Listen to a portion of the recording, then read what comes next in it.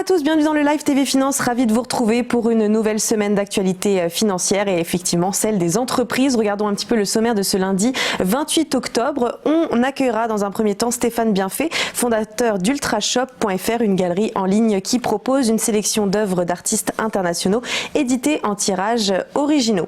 Puis nous suivrons l'ouverture de la Bourse de Paris à 9h avec Christophe Douane, cofondateur de Youdou.fr. Ensuite, on décryptera les market movers en compagnie de Dorian Abadi, formateur en analyse technique.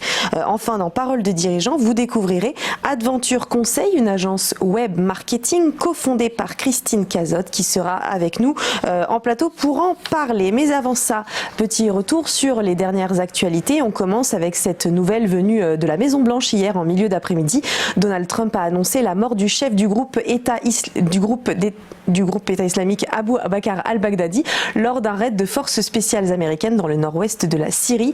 Le président américain a indiqué que le djihadiste le plus recherché du monde est mort comme un lâche en faisant exploser sa veste chargée d'explosifs alors qu'il s'était réfugié dans un tunnel creusé pour sa protection. 3 de ses enfants ont aussi été tués ainsi qu'un grand nombre de combattants et de compagnons d'al-Baghdadi. Aucune perte n'est à déplorer côté américain. On parle d'une opération historique pour ce qui était une priorité absolue de l'administration Trump, comme l'a dit lui-même le président des États-Unis dans une allocution hier. Retour en France avec toujours des tensions à la SNCF. Vendredi dernier, la réunion avec les syndicats n'a pas fait évoluer la situation car la direction a souhaité rester sur sa position, celle de réduire les effectifs en supprimant les contrôleurs à bord des TER notamment. La CGT dénonce une volonté de faire porter une charge supplémentaire aux conducteurs tout en ignorant les besoins exprimés par les voyageurs. Aujourd'hui, le trafic des TGV sur l'axe atlantique est perturbé. Un train sur 3 circulera. Et à quelques jours du départ de Guillaume Pépi de la présidence de la SNCF, le climat social de l'entreprise reste explosif. Enfin, dans le secteur de l'audiovisuel, c'est l'homme dont tout le monde a parlé ce week-end.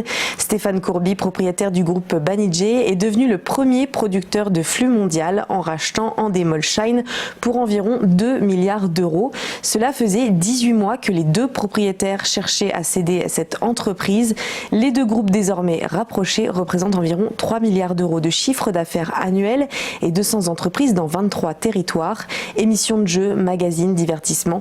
Banijay donne naissance donc au premier acteur planétaire dans le secteur du flux. On fait maintenant un petit point sur la Bourse de Paris. Le CAC 40 a terminé en hausse vendredi dernier, plus 0,67% à 5 722,15 points. Côté indices internationaux, le Nasdaq a gagné 0,7% à 8 243,12 points. Le DAX plus 0,17% à 12 894,51 points.